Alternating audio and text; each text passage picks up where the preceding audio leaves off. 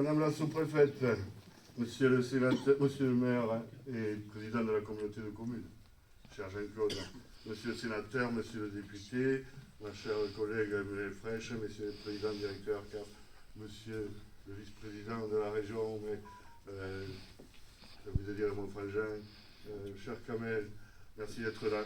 Et puis vous toutes et vous tous les élus et représentants, vous tous dans vos grades, fonctions, qualités, voilà, il y en a pour tout le monde. Alors j'ai envie de dire quelle belle journée, et je le dis d'ailleurs, quelle belle journée aujourd'hui, après la neige de camarade, le soleil de l'État, bravo Jean-Claude, inaugurer une école il y a quelques années,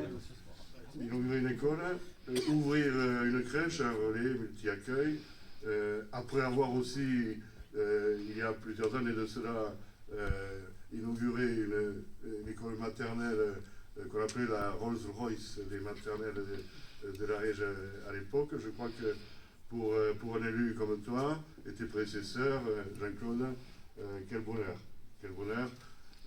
et quel bonheur aussi surtout pour le village. Toi, tu auras fait les deux, en plus. Tu auras fait l'école, tu auras fait la crèche, et tu peux être satisfait avec toute ton équipe, bien sûr, du travail qui a été accompli et qui fait de l'Esat un village bien équipé. Si on parle de l'enfance de 0 à 15 ans, puisque ensuite il y a aussi le collège, j'y reviendrai peut-être, mais ça c'est le conseil départemental. Et je pense que cette structure d'aujourd'hui est un élément essentiel pour renforcer, ça a été dit, pour renforcer l'accueil des jeunes enfants. Il y avait ici sur le territoire, sur la place Vallée, une carence, effectivement, qui a été réparée du moins en partie, mais en grande partie par la réalisation de cette structure, vu aussi que c'est une vieille histoire, Jean-Claude, tu sais qu'on avait parlé de cette crèche, mais qu'à l'époque, il y avait aussi beaucoup de nounous, comme on dit, sur le village, sur la commune de l'Esat. Et donc, ça se justifiait un petit peu moins. Et puis, ça finit par se justifier parce que certains ont arrêté et ont pris la retraite, ce qu'on ne peut pas leur reprocher. Donc, pour cet équipement qui fait partie des services de qualité et qui donne aux familles des conditions de travail favorables pour justement s'installer dans nos territoires. Bien sûr, ce projet est porté par l'intercommunalité, vous l'avez bien compris, parce que ça concerne tout un territoire qui va être géré par une association amie, bien sûr, que je salue, Loisirs, Éducation et Citoyenneté. Bienvenue, vous avez un gros challenge à relever, mais vous en êtes fort capable, avec le personnel que je connais, puis l'appui de la communauté de communes, ça devrait bien se passer. Alors, je ne vous cite pas à toutes et à tous, mais vous reconnaîtrez dans mes propos, et sachez qu'au moins, ils sont sincères. Et puis, effectivement, un petit coup de chapeau aussi à Carole Morette, qui a pris la vice-présidence de la commission enfance-jeunesse, là aussi pour elle c'est un challenge, mais vous connaissez sa ténacité, et comme on dit, lorsqu'elle a un os à ronger, elle ne lâche pas comme ça. Et vous pouvez compter aussi sur elle pour suivre là. Alors on a effectivement deux pôles enfance aux deux extrémités de la communauté de communes. Et, au nord, c'est ici, au sud, c'est au Mazazil.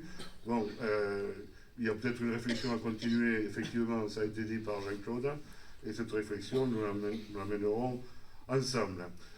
Pour faire assez vite, je rappelle aussi que le conseil départemental investit dans l'enfance et la jeunesse. Ici, c'est 142 000 euros, ça a été dit, qui sont venus compléter le financement. Rappelez aussi que le conseil départemental, Muriel, tu le sais bien, a décidé, a une volonté de placer la jeunesse au cœur de son action. Et ces actions en direction de la jeunesse, elles sont d'ailleurs très, très nombreuses. Juste pour rappeler aussi, alors ça c'est peut-être pour une histoire de territoire, comprendra qui voudra, mais ça peut être répété surtout, il faut le répéter, c'est que le budget enfance du conseil départemental, en quelques années, il est passé de 14 millions d'euros à 24 millions d'euros. Alors bien sûr, on peut toujours embaucher davantage. Essayez de voir qu'à quelques kilomètres d'ici, c'est 500 emplois qui sont supprimés dans un territoire voisin. Voilà. Alors, c'était juste pour mettre les choses au clair. Mais tout ça peut se faire aussi parce que le département depuis des années, a une gestion rigoureuse de son budget et qui fait que, contrairement à d'autres qui sont de conseils départementaux qui sont dans le rouge, parfois dans le rouge vif, ce n'est pas l'Eldorado en Ariège, mais cette gestion rigoureuse nous permet de maintenir nos prévisions, de maintenir nos engagements, et c'est ce que nous faisons en particulier ici aujourd'hui. Voilà. Alors ici, aujourd'hui, à l'ESAT, on ne peut que se féliciter, ça a été dit aussi d'une collaboration particulièrement heureuse, d'un partenariat exemplaire. Alors si on parle de la CAF de la MSA, je voudrais rappeler, je vois Hervé là-bas, Hervé Barthes, nous avions signé le premier contrat éducatif local, je ne sais pas si certains étaient déjà là, c'était le 13 février 2001 au Mazazil. J'avais eu la chance de signer avec les représentants de la CAF, de la MSA, effectivement, Anne Perraigne, Solange Salva, en fait, toute une belle équipe. Tout ça pour dire que la CAF aussi est notre partenaire privilégié sur ces structures-là avec la MSA, bien évidemment. Le plan de financement a été annoncé. Voilà, en fait, si je ne me trompe pas, c'est plus de 70% de subventions qui ont été accordées, je ne sais pas exactement les chiffres, mais avec Hervé Barthes, dont je salue la ténacité aussi, et toute son équipe, bien évidemment Martine et tous les autres qui ont travaillé également.